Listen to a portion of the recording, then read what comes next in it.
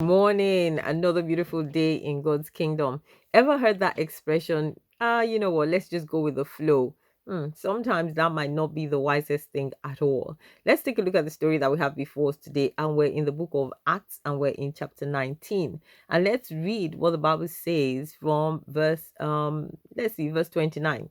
It says, "Soon the whole city was in an uproar. There was a lot of confusion going on. It says the people seized Gaius and Aristarchus, Paul's traveling companions from Macedonia, and all of them rushed into the theater together. Paul wanted to appear before the crowd, but the disciples would not let him. Even some of the officials of the province, friends of Paul, sent him a message begging him not to venture into the theater. The assembly was in confusion. Some were shouting one thing, some another. Most of the people did not even know why they were there. Hmm. This story is quite an interesting one.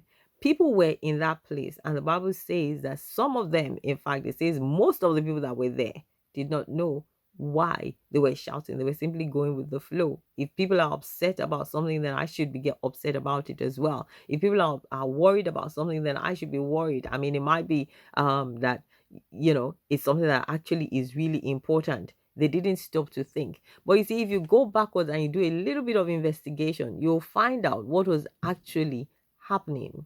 It was simply a question of some disgruntled tradesmen coming together and saying, hey, this is our business is being destroyed. Look at verse 24. It says a silversmith named Demetrius, who made silver shrines of Artemis or Diana, brought in a lot of business for the craftsmen there. And he called all these craftsmen, these tradesmen, he called them together and told them, hey, we make a lot of good money out of this, a lot of good money out of this business that we're doing, this making of idols.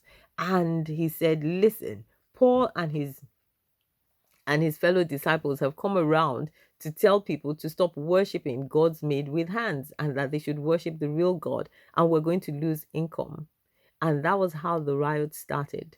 And that was how they actually engineered this confusion that was going on, where people were shouting for, the Bible says, for the space of 2 hours.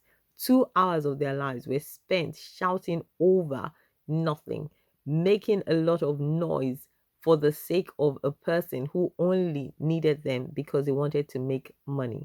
How many times have we gotten ourselves, embroiled in something, tied up in something, not even knowing the hidden agenda behind that thing, not knowing the hidden agenda behind the uproar, not knowing the hidden agenda behind, what these people were doing.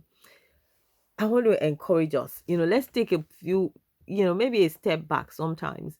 And when things are happening and there seems to be, everyone is pointing in a particular direction, why don't you just take a moment and investigate what is actually happening? Am I being manipulated here?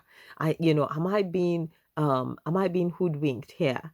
Am I being fooled in this situation? Take a moment, investigate, and find out what exactly it is that is happening so that you know what your own reaction should be.